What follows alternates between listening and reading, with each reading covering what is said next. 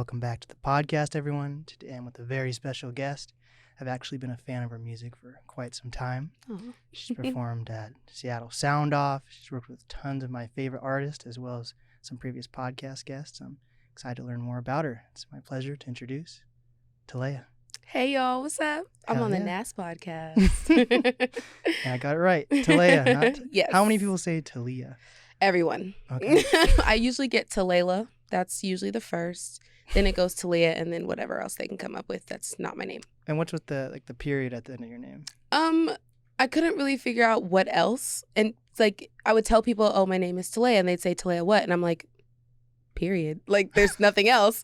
And then it just became a thing. So Really? That's kind of what it is. People Yeah. said, what? What's They're like, else? what else? I'm like, what do you mean, what else? You don't ask that to Adele or Right. anyone else.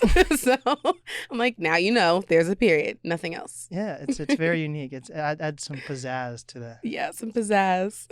My name's an acronym, so no one's asked me what else for me. So I don't know. Who knows? So how long have you been part of the Seattle music scene? Oh man, I'd say going on, what year is it? It's 2021. I started in 2017. So, Okay. And then professionally, I would say 2018, 2019. So 2 to 4 years. We'll give it that range. And then what was your introduction to Seattle? My introduction, well, I was born and raised here, so I've been here all my life. But What part, by the way? What part? Yeah. Rainier Beach area, Okay, South so Seattle. Where you still live in that area? Yes, Okay. and I'm still there, yeah. I was a dancer first. I danced for a company called Northwest Tap Connection, and so I was a tap dancer. Okay. And so I got introduced to music that way, and I just realized later on in life that I liked the music more than the dance per se. So I did the residency, which is yes, the youth group made by Macklemore and Ryan Lewis. I did the writers camp, and then I did the production side of it, and that's when I was like, oh yeah, I want to do this. Started producing. My friends were like, hey, can you record me too? And I was like, I guess. So, and that it just I just did everything I could. So break down the residency I think this is they're coming back in person now, right? Last year was over Zoom or something. It was virtual. I mean, I'm an alumni, so I don't know the details, but I'm sure they are probably coming back in person. But basically it's like an intensive, and when I did it, it was 4 weeks, and the last week was like a business track, and basically every day you get to get together with a bunch of kids and write, make beats, learn the music industry, learn how to really hone your craft and start basically your own music business however you see fit. And did you know how to write any music before you even were part of it, or did you learn everything there at that program? I learned the workflow of everything there. I was making music prior to that, but it was very minimal. I think I made one little song and I put it on SoundCloud, nothing serious, and it was horribly recorded. But when I got there, I learned, and I also did a little bit of college during 2018, so 1 year after I joined. So those two things sandwiched together really kind of helped me take it more seriously and realize I could do it for real. Oh, do you go to school for music? Or? I did 1 semester at Bellevue College and then I dropped out. I did 30 minutes. That's what I took, Nice. Yeah. Hey, sometimes that's all you need, a little half hour, I couldn't do college. I told Me neither. Mira that too. Yep. She said she went for a quarter or so. Yep. Same here. We're all in the same boat. Did you? Rainier Beach is known for sports. Did you do any sports in school? Heck no. I went to Renton High School. So I lived in Rainier Beach when I was a kid, and then I moved to Renton, and then I went to school in Renton, and then I moved back to Rainier Beach. And my grandma lived there, so I was always kind of back and forth between Seattle and Renton. But no, I was an ASB kid. I was the president of my school, vice president. Yeah, I was one of those. It's kind of lame. I know, I feel a lot of athletes, especially in high school, want to pick up music for some reason. That's a new thing. I feel they're Okay. oh, I want to be a rapper too. How some NBA players start getting in the studio because they have money, and you're just what's happening here? I didn't know who Tiana Taylor was married to Really? until yesterday. What? Yeah. Iman Shumpert, he's crazy. He's so a talented. rapper too. I didn't realize that. Yes. Is he still in basketball though? Or I believe so. I'm pretty sure, yeah. I'm pretty sure he's active, I think. And he's not too bad at rap. And he was on this cypher with Travis Thompson. That's how I yeah? learned who he was. Nice. Yeah, he's good. I think he's great. Yeah, and then there's Damian Lillard raps. Yep, he raps too. But I don't know if there's any WNBA people who like sing or rap. Or... Listen, I am not the one to know about sports. You're talking to the wrong person. So you've performed. Like, how did you get part of like Sound Off? Was that from the residency? No, I just applied. Oh. Yeah. Okay. Applied, and then they were like, "You're picked," and I was like, "Okay." So, and then that happened. It was good. I was really nervous, and I wish I had a band at the time, but I honestly just didn't know anyone young that could like be in a band with me. All the musicians I knew were like in their 30s or like church musicians. So yeah, a lot of artists actually this year turned 30. Yeah, that's interesting.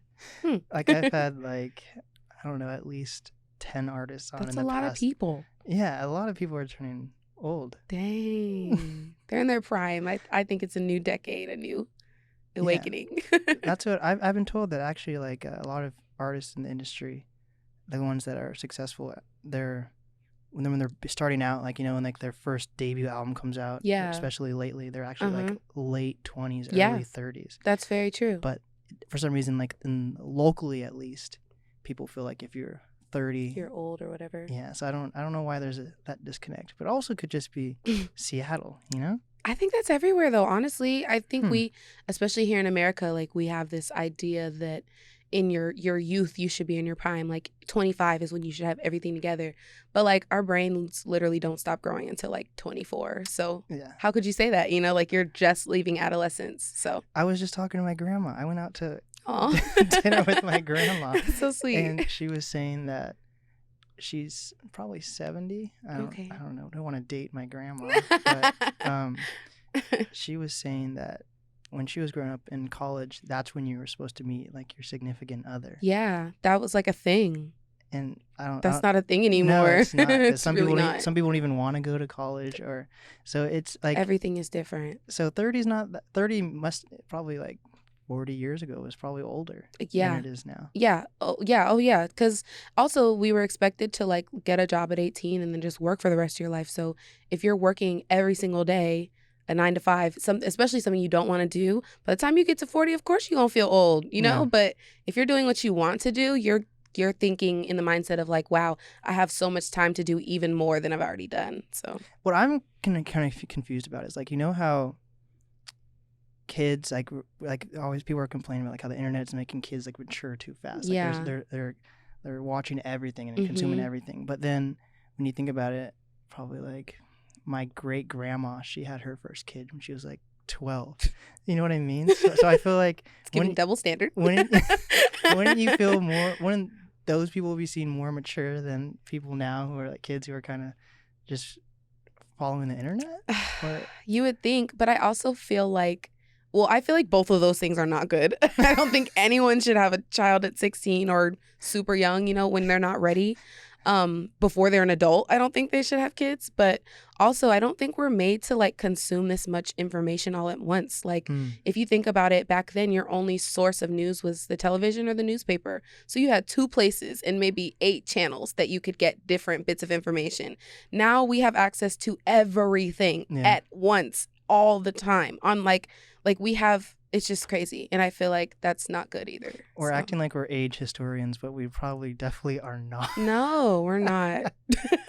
So don't take any of this as fact. This is just observation. Like I keep thinking saying 20 years ago was long ago, but no. that was like 2000. 2000.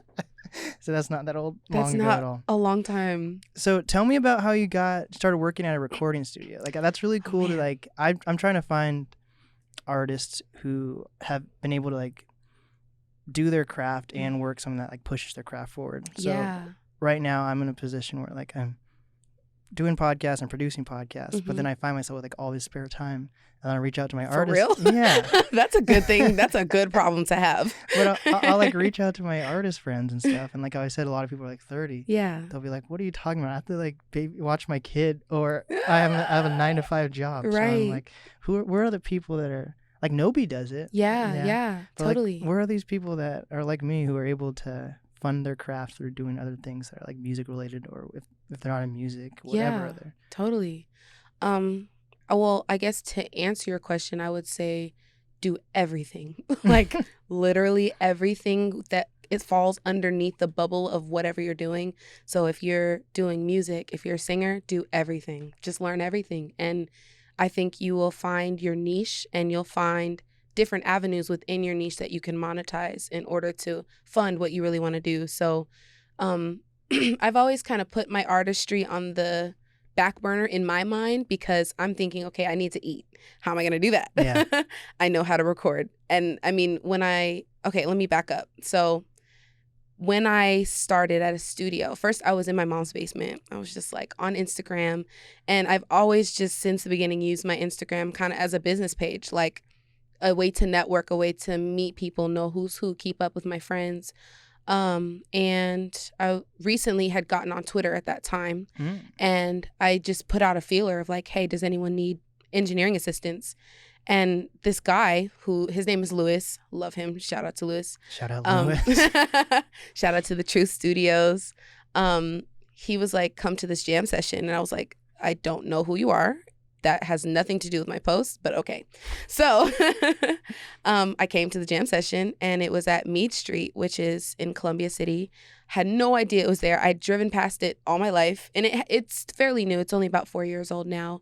But I came in, and it was incredible. They were playing the cello and singing songs, and it was a jam session. And I kept coming back, and one of the people that run the studio, it's community led, they were like, do you want to work here? And I was just like, yes. The first time going there? The second time, which is not much better.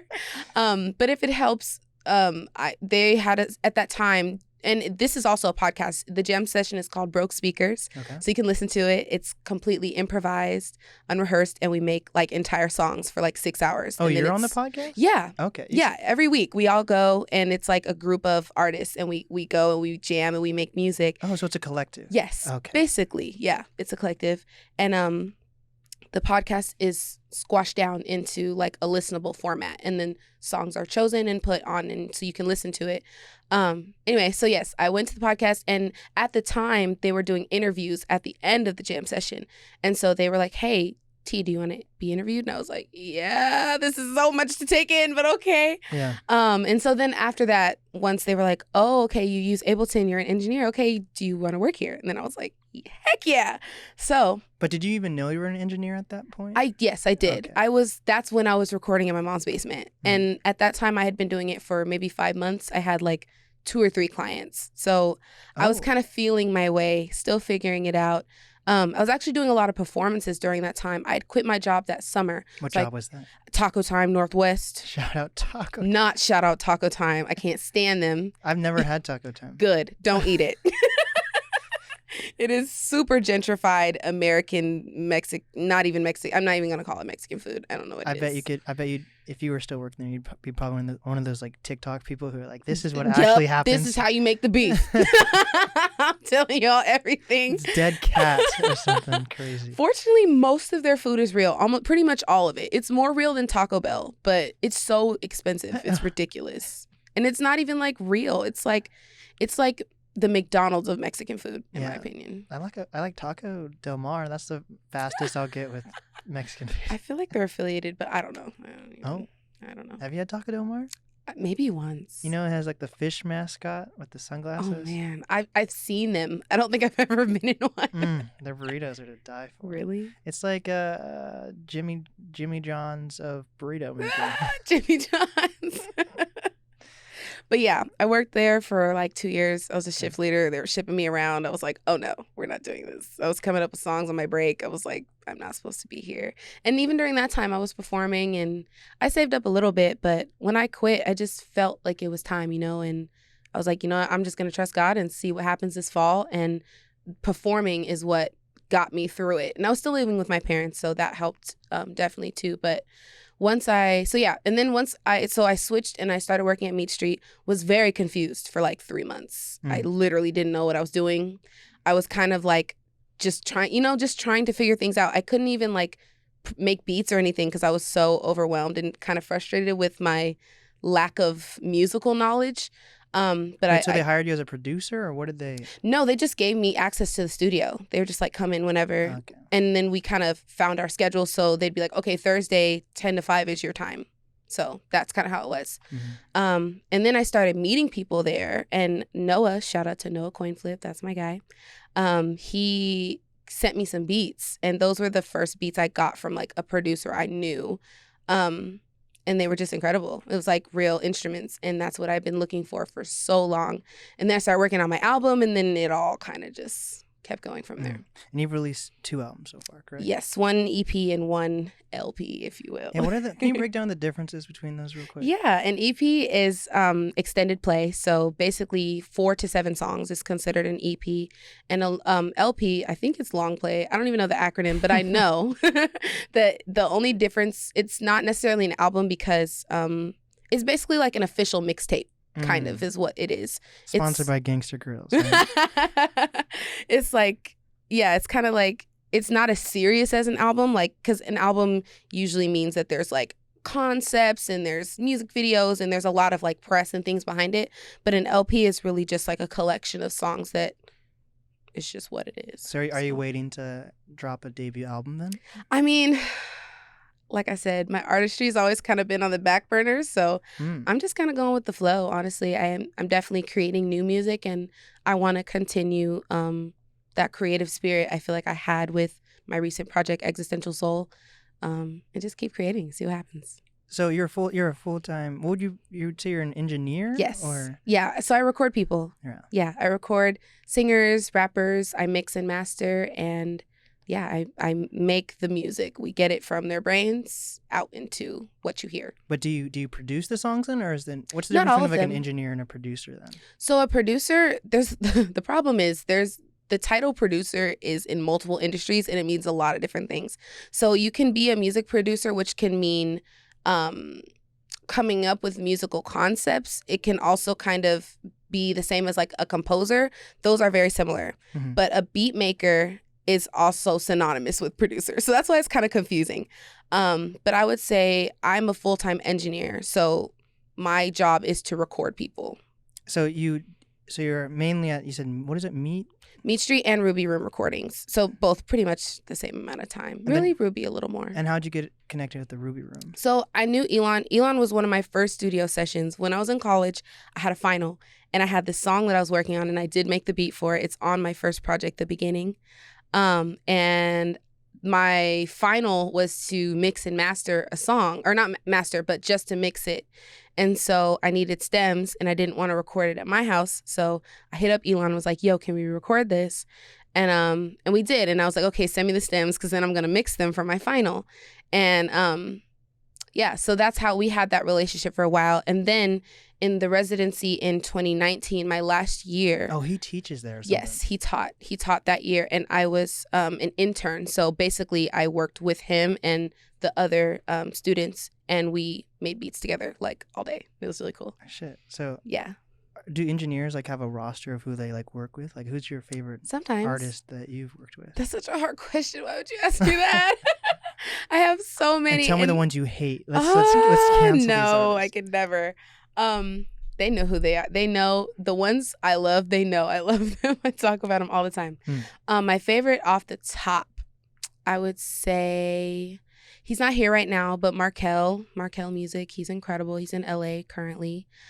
Charles Zaid, love him to death. He's here in Seattle. Oh, why am I drawing a blank? Anna Therese, she's incredible. She's also a violinist. She be cutting up. I love her.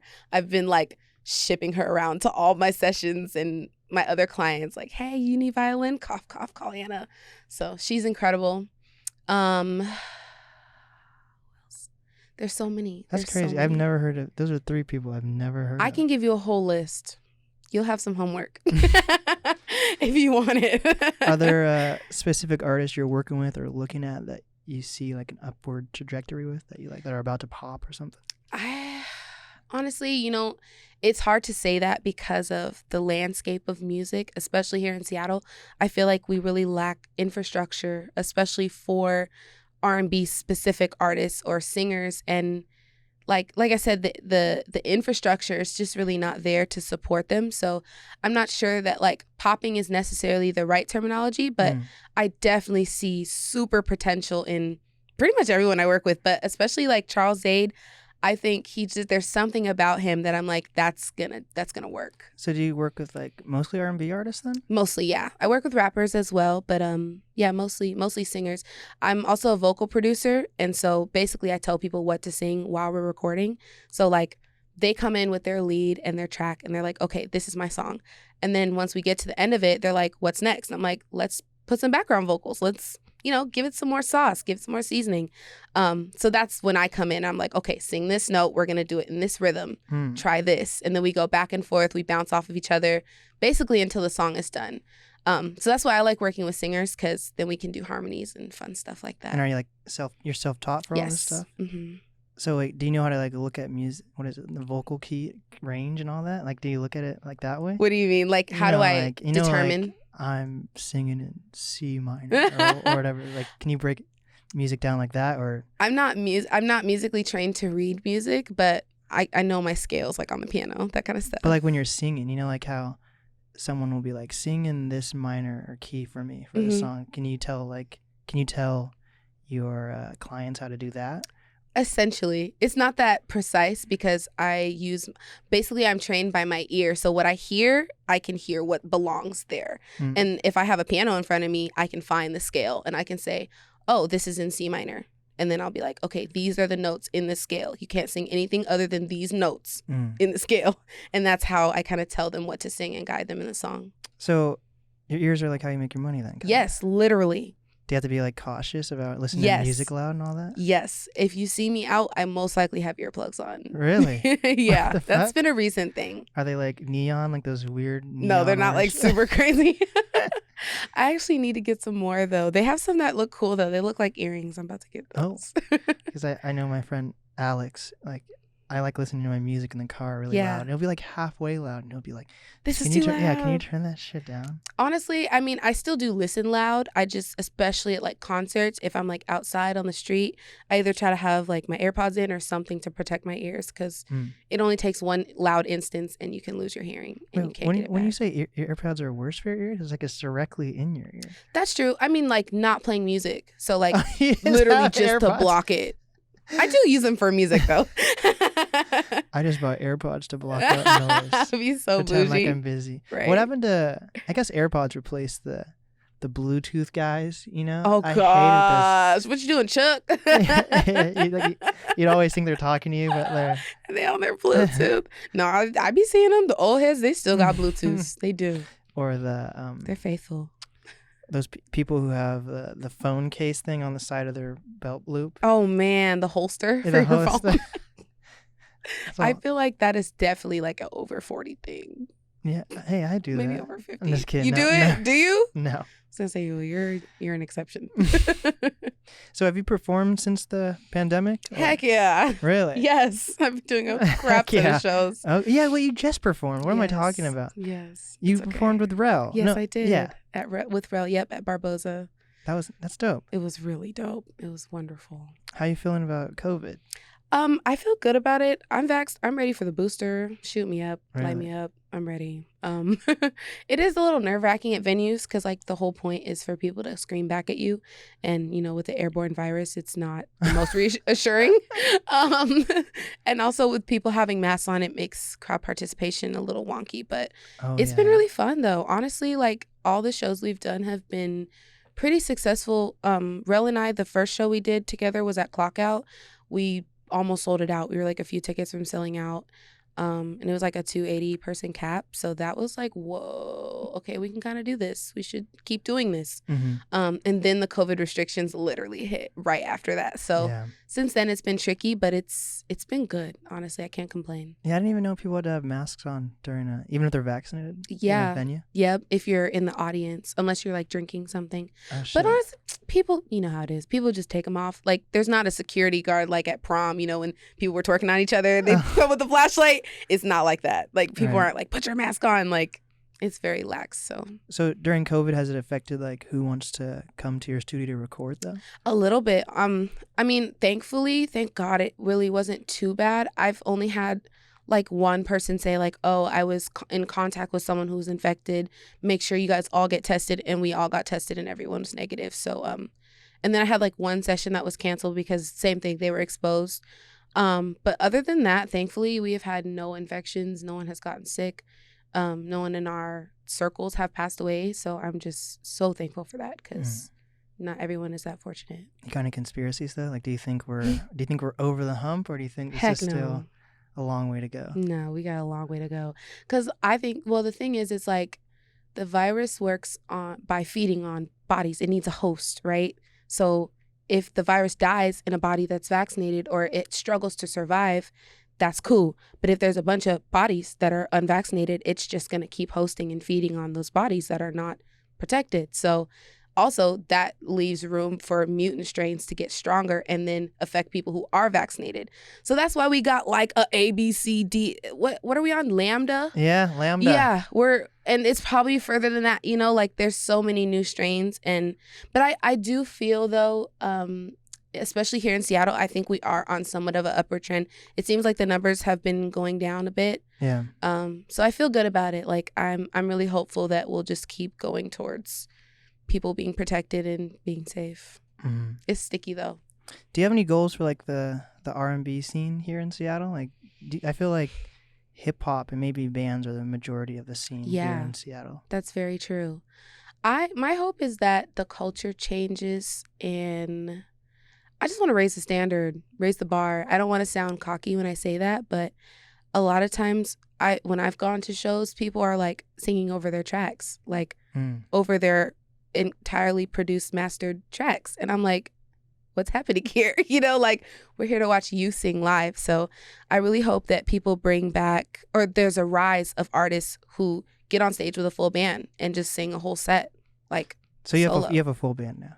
I do, yes. I play with, so the band, their name is Mach 10, but I usually, depending on the gig, we don't have the entire band or members are switched out, things like that. But yeah, I play with like church guys. And did you meet them through the collective or? Through church. Oh, so you currently go to church? Yes, I'm also a choir director. Oh, shit. Yeah, church really taught me how to sing. I should have said that a while ago. So you're like, hey, amen. Yes, hallelujah. Is it a black church you go to? Yeah, it's majority black. It's called New Beginnings Christian Fellowship. It's in Kent. Okay. Is that so black churches are still a thing? They are, yeah. It's pretty big though. It's like, I can't tell you the cap. I want to say it's like 500, maybe more. It's big. I'm not going to, it's not a mega church, but it's definitely a medium-sized church. It's pretty large. I haven't been to church since I was like 7. Oh, yeah? Or something. You probably have like family members or church goers that thought it was like the end of the world with COVID, right? Yeah. I mean, we did. I mean, we were still ministered. Like, we kept going and everything switched. And we had the live stream before COVID. So it wasn't like, what are we going to do? But like a lot of small churches just died. And oh, shit, really? Yeah. Like really small churches, a lot of them, especially if they were hit with COVID, especially the ones that were stubborn and decided not to get vaccinated or to just keep having services with no masks, like, yeah, they took a hit. I keep hearing stereotypes as like black people that don't want to get vaccinated, but like all my friends that are black have gotten vaccinated. Mine are too, but you know what I mean? There are some. I mean, there's even people at my church that are just like, they won't get vaxxed, and so they just watch online and they won't come back. What is that? Do you have Reddit? I'm aware of Reddit, but I don't use it. I love Reddit. That's actually how some of my podcast videos blow up. Really? On Reddit. That's cool. So Reddit can be a dark place, though. Yes, so from what I know. I follow this Reddit. I forget who told me about it, but I follow this Reddit page called the Herman Cain Award. Do you know who Herman Cain is? No, educate me. He was I'm gonna butcher. I don't know much about him. It's okay. He was like a politician that passed away from COVID during COVID. Dang.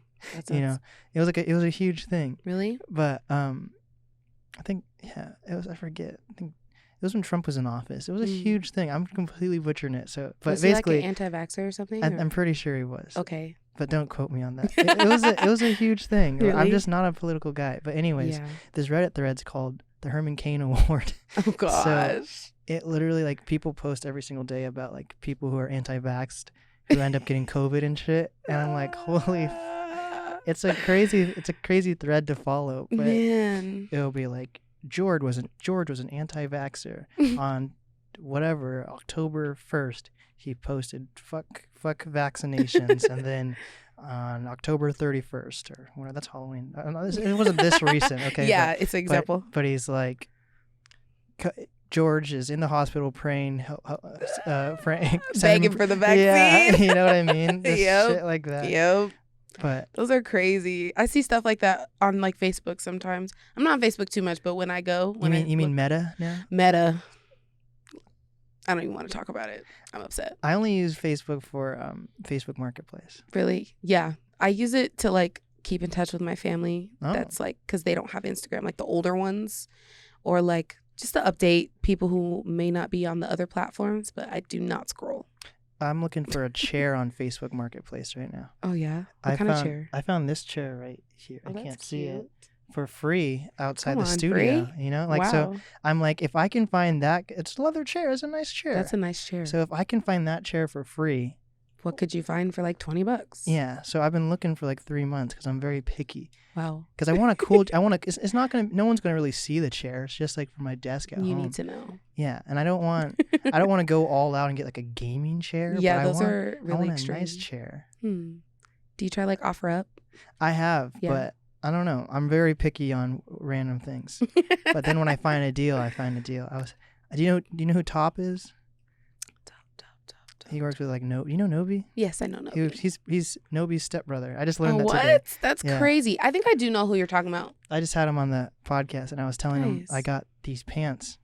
They're Adidas. They're very basic, right? Okay. But I've been wanting them for like 5 years. That's a long time. Yeah, and they're usually like $60, and I'm like, I'm only going to spend $10 on these. Dang. It took me 5 years, but I found them for $8. I'm crying. You spoke it into existence. Yeah. That's some serious manifestation, dude. I waited. I saw them all over the place at different stores. 5 years. I wish I had that kind of dedication for anything. Well, no, I can't say that. You got that with music, I was right? gonna say no. That's why I took it back immediately. I was like, no, I got that. But still, for some pants, that's real. Yeah.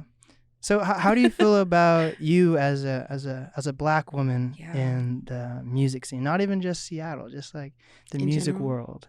I do feel like a unicorn. Okay. I do. It took me a long time to get to that point because, I mean, I just feel like for so long I've battled imposter syndrome, feeling like, oh, I'm not really good enough, or like I really don't know everything about music. I'm not classically trained. I self-taught, whatever. But seeing the fruits of my labor and seeing how it's affected other artists and benefited them, and seeing that I literally have made a whole career off of it, I think I can now say confidently that I'm really proud of myself. And as a black woman, I feel like I want people to see me to know that they can do it. Not because I absolutely don't want to be famous. I have no interest in fame. Really? None. No. I want to be notorious, but I Oh. don't want to be famous. What's the difference? Isn't notorious usually bad? No. It can be.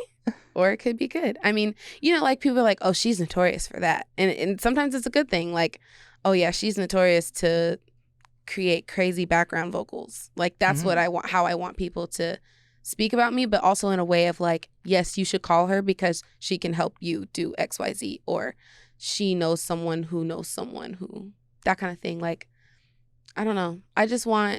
I want Black girls to know that they can do literally whatever they want. And in music, there is room for them. And do you want to stay in Seattle? No, I want to leave very badly. Oh, you're gonna leave your I mean, I church don't and wanna, your like, clients? Just dip out forever. When I say I want to leave, I want to have work opportunities outside of Seattle, but I want to live here still. You want to expand your horizon? Yes, I really do. I want to go to like Chicago. It's really been calling me for a while. Why Chicago? You don't know why? I mean, there's a few artists that I follow there that I think are really incredible, but other than that, I used to go there as a kid. Like we danced, and there was a tap dancing. Yes, a tap festival. Oh, yeah, fancy. Yeah, it was real fancy. It was cool.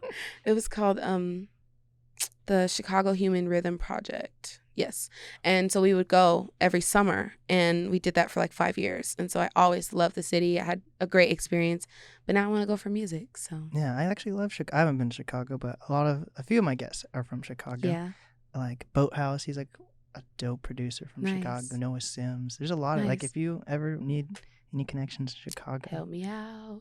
Yeah. I'm ready. So what about in the Seattle scene? Do you think there's sexism or racism in Heck Seattle? yeah, Really? totally. In music? Bro, I cannot tell you. My first studio session I ever got called to, literally, the person, they texted me. They were like, hey, we need some vocals. Can you pull up? I'm like, yeah, sure. I get there, no one speaks to me. Nobody. There's like 5 of them. They're just, oh yeah, bro, oh yeah. They literally, I'm like, as close as I am to you, that's like, they're like right here. The person who texted me walks past me multiple times. The artist who's the session it is, he walks past me multiple times. No one speaks to me. After like 40 minutes, I just left. Really? That was like my first real in-studio experience as being like called professionally, if you will. Oh shit. And I was like, oh, this is not cute. I gotta do this myself. Like that was another notice. And even one of my first experiences in the residency, I tell the story all the time. We were at lunch and with Macklemore, of course. he wasn't there that day.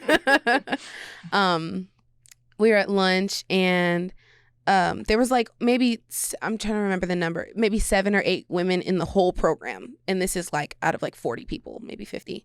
Lexi Lalani's part of that. Lexi was part of it. Lexi. Yep. She was there that year. That's my girl. I love her. She has an incredible voice. Do you know Nestra? Yes, I know Nestra. Nestra's my guy. Yeah. He was in my first year, 2017. That was my guy. Yes. But yeah, so and then the producers were like working on their beats and we were just writing. And one of the producers was like, how do you make beats for girls? And we all turned around like, what? Did you really just... Literally, I went home. I don't know. I think that moment was supposed to happen. Like, I literally was like, how to make beats, like angrily. And you said how to make beats for girls. Yeah. Like, what is a girly beat, you know? And that just showed me so much. And again, I can't tell you how many sessions I've been in where people just don't speak to me. Like, really? They literally will walk past me because I'm a girl and they assume. Do you think it's a purposeful thing? No, I think they just, if they don't know you, they assume you're either somebody's girlfriend or you're like not part of whatever is going on. So you're just not spoken to. I have some weird, I'm not going to be specific, but I have some weird stories where like, yeah, I'll try to like like an artist will bring on like a girl to the studio. Yeah. And I'll be like, hey, do you want her to be on camera too? And he'll be Yeah. like, no, what the? I'm like, right. Oh, shit. And you're like, I'm okay, like, so does that mean you guys are dating or what? Like, what is this? Right. Like you're going to bring them to an interview, but you don't want them on camera. I feel like that's kind what of I'm saying. sus. It's hella sus. There's a lot of weird stuff that goes on. I'm not going to say a name for this either, but I had this, one of my favorite guests. He, like, I've been listening to his music forever. Had him on twice. Did my LA tour, and he brought this girl to the interview. And like, I said hi and everything, but like, no one really acknowledged her, and she was like basically curled up on his lap like a fucking cat during the interview. And I was like, so do you just want me to crop her out? So it's just can I move the camera? That is so weird. Like when rappers bring girls to interviews, like I have no idea. You don't know what to expect. No, you just don't. And that's why I want to change the culture. That's some fucking weird shit. It's just weird, and it's like, why does it have to be like this? It shouldn't have to. And yeah, it's really weird. And even some of the rappers I work with, sometimes they bring their girlfriends. I mean, most of them don't, but there's like 1 or 2. And I'm just like, hey, girl. And they're like, hey. I'm like, all right. And he's like, shut the fuck up. You don't speak. No, it's not like that. But I'll give an example of, I feel bad about it. This is definitely just me being, I was excited for an interview. This is another LA trip story. So when I did my tour, I had Nacho Picasso on and Kina Yada. Okay. And I had booked an interview. Look, the scheduling got all mixed up on the tour, and I forgot that I had booked an interview like right afterwards, and Nacho came like 30 minutes late, so the interview actually ended up being like an hour and a half. Whoa. So one of my guests came into the studio. Oh man! And I didn't realize he was there. I waved to him, but I didn't recognize that it was my guest. Yeah. So he was there for like an hour. Oh my god! And then just got up and left. I was like, oh damn, that's how you feel, bro. Whoa! He wasn't even like, I'll wait, or he didn't come back or anything. No, dude, because I ran through his interview for an hour. Yeah. So I was like, oh fuck. So I wonder if is that like how you felt? You just. I don't know. You're just waiting for your studio time, and then just like yeah, basically they just kept on talking, and then you just leave. But that was, I mean, I felt so bad though. Kinda. Like I had to call him, and like it was a terrible first. But I'll hold on to that forever. I was like, fuck. Man. But that was something out of your control though, you know. Yeah. And you apologized. They never said anything, you know. So shit. it was just like, I don't know what was going on, but I also feel though I wasn't ready. So boo, you can't say that. I wasn't though at that time. So no one's gonna talk to you because you're not ready. I'm not excusing what they did. God, I'm just saying though, like in hindsight though, I think I wasn't ready, and I'm glad that I had that experience because again, it just made me get better. It made me think, okay, well, I'm gonna get so good that they won't even think about calling me because. Or I hear a lot of things about like artists ask girls to just be like background vocals. Yeah. And Oh yeah. I think Sing it's the gonna lead. be free or something. Sing the hook and go home. And that's it. Sing the hook. Sing the hook with me, over me singing horribly, and go home. And that's what we're expected to do. Damn. So. And how do you change that? You do more. You do it yourself. Oh. Unfortunately, I mean, until they reach out to you. Until they reach out to you. Do this hook. And I'm gonna put as many background vocals as I want, and I'm gonna charge my price. That's how you do that. I think. Do you think there needs to be like a seminar on how to be a successful female artist? And not necessarily. That's very specific. I do think, yes, I think that's another thing of like infrastructure though, because even the colleges in this area, there's not too many programs that are like music focused. There's no even real money like behind educating people about music unless it's like private like jazz lessons. Yes, it's more for like actual like musicians. Right, trained musicians. But as like a background vocalist or even just a vocalist, there's like Cornish and that's like it. And everybody can't afford $40,000 a year, you know? So fuck. Yeah. It's crazy. Even recording, like there was a time where my parents were just like, you either need to work or go to school. And I was really in between. Like I was working, but a lot of it was for free because, you know, I was just figuring out what I wanted to do and catching my footing. And there was a school that I found, but it was like $12,000. It was either $12,000 a year and the other one was $24,000 for 2 years. So the same price. And they were just like, we can't pay that. And I'm like, okay, so what do you want me to do? Like, this is what I know I'm good at. And thankfully they were just patient and I didn't like ask them for money or anything. It's not like I was down that bad, you know, like I played my cards right. But I think of other people, like everybody doesn't have it like that. Everybody doesn't have parents who are able to allow their kids to just stay at home and learn what they want to do for a year. Connect with the pop scene, I'm telling you. Hey, yeah. They got them studios in their basements. Their moms got studios and full blown. But yeah, I mean, I always try to think of things in terms of like accessibility and just the whole spectrum, you know. So how do you succeed in like the Seattle music scene? Is it network for your life? But do you think there's people that could like help actually make your career in Seattle? Yeah. Or do you think you have to like you reach a cap and then you have to leave? No, I think you can make a career in Seattle. I think people like Elon and Nima are perfect examples of that. I mean, they have recorded everybody who's anybody just about in the scene for the past 20 plus years. And they've sustained themselves, consistently upgraded. I mean, they just moved to Georgetown a little over a few years ago. So, yeah, I mean. Wasn't it during the pandemic? Yeah. Yep. It was 2020. And because I remember when they were in Shoreline and then they moved and it's just, you know, seeing like, yes, they have plaques and things like that and Grammys and all that stuff. But the fact that they've sustained themselves through working with local artists is a testament to how you can do it. Like it's very doable, but you have to make a business plan and figure out how to sustain that. And I think they've done that very well. How do you sustain yourself? Me personally? Like I said, networking, like literally being in everybody's. Praying to the Lord. Yeah, praying to the Lord. No, for real. God has sustained me through all of this. I don't care if you think I'm crazy for singing to the sky. Somebody's up there helping me because I couldn't have done it on my own. And literally, I want to quit. Like every month, there's a point where I'm like, I don't know if I can do this. And somehow a way is made and it just works, you know, so. And wait, so you got into music from your church background? Is that what I'm trying to understand kind of? Or? You're trying to how I really got into it? We don't have to, I don't want to be like, I feel like there's so many probably interviews being like, how exactly? But like, honestly, it was really dance. I mean, and even since a kid, I've always loved music. But you were in church when you were a kid? Yes, on and off. Okay. Very on and off. I didn't start going faithfully until I started going on my own in high school. And my mom kind of stopped going. And I mean, not like, she wasn't like, I don't believe it. She was just like busy and stuff. And I kind of just found God on my own. And I was listening to gospel music. And that was like, whoa, what is this crazy music with these harmonies? All these people are singing together. This is incredible. And that really drew me back. And I was like, whoa, Jesus kind of lit. and I kept going. And can you still tap dance? Or? A little bit. I mean, I do sometimes. I didn't even know tap dancing was still a thing. It is. It's a thing. It's a thing. There's this duo. Their name is Chloe and Maud, and I think they're one of the biggest tap entities, if you will, right now. Seattle? No, they're not from here. No, absolutely not.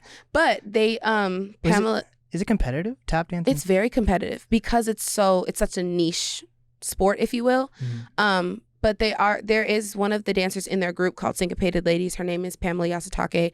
She was my dance teacher. She's from Seattle, born and raised, and they are like doing movies.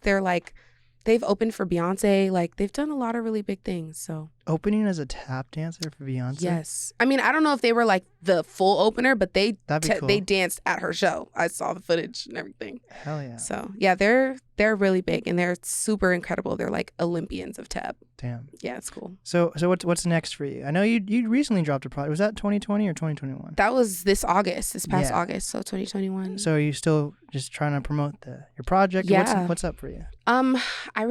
I want to tour. That's like my next large goal, if you will. And maybe not even on my own, but like even as a background vocalist, I would love to tour. Excuse me. I sing in church. I sing in the ensemble as well as direct. So I started in the ensemble. Directing is very new. This is a new thing. It's like not even that often. It's like once a quarter. So moving up in the world, getting promoted, whatever.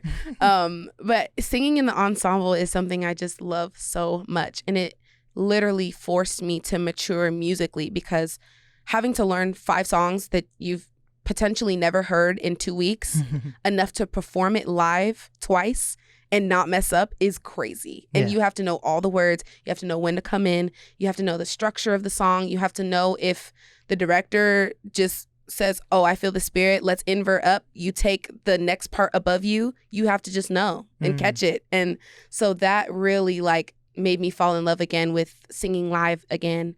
And I want to do that like around the world. And then how do you find your voice actually also? Church. Literally. But will people in church tell someone if they suck at singing?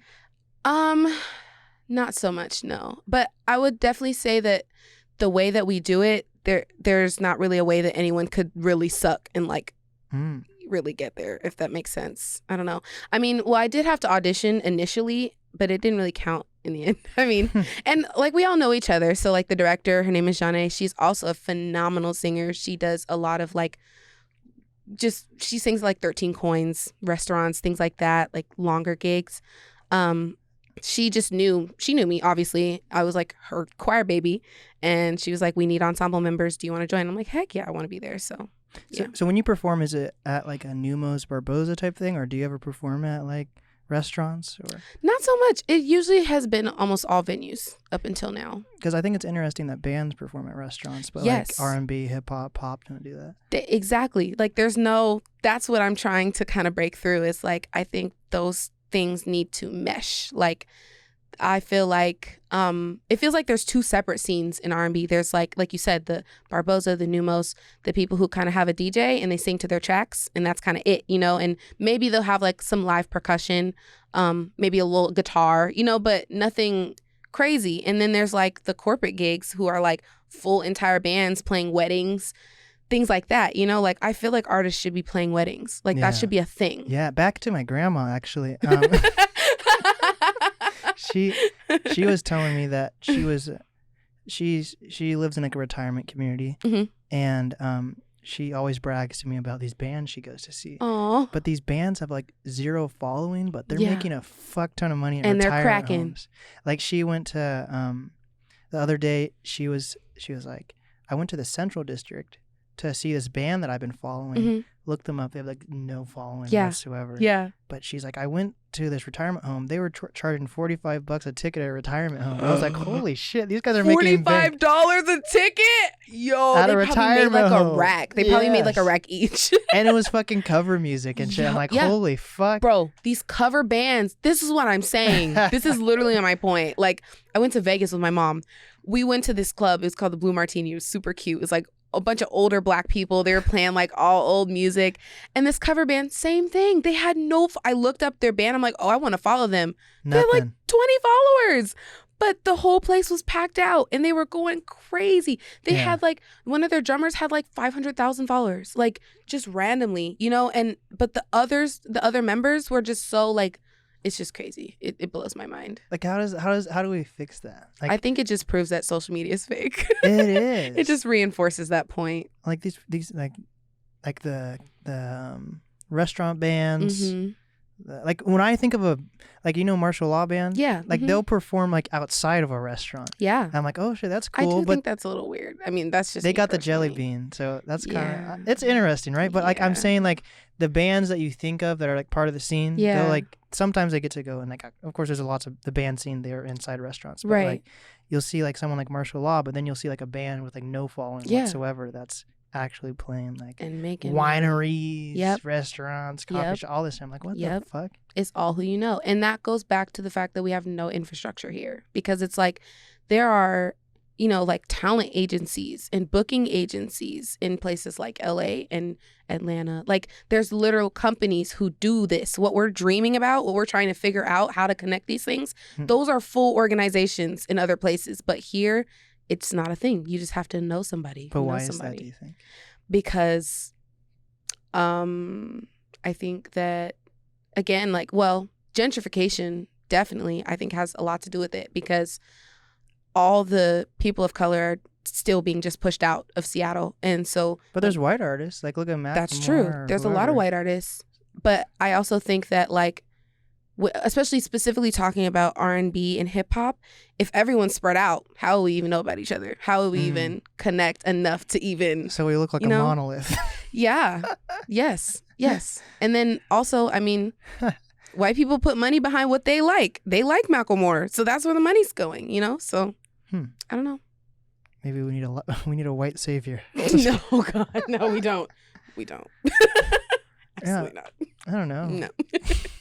I don't know. I think we just need to keep going. I think we need to tell people. I think if we know people who are in other cities, we need to tell them, like, hey, Black there's people music. aren't a monolith. Black people are not a monolith. They are here and they're in Seattle and they're making incredible music. And I think people need to stop skipping over our city. Every time people go on tour, Seattle be missing. Almost, I feel like every time. Shit. Yeah. And I mean, not every time. There are a lot of people who come here on tour, but it's not enough, Like, I think Climate Pledge Arena is going to change that. Climate Pledge Arena. Yeah.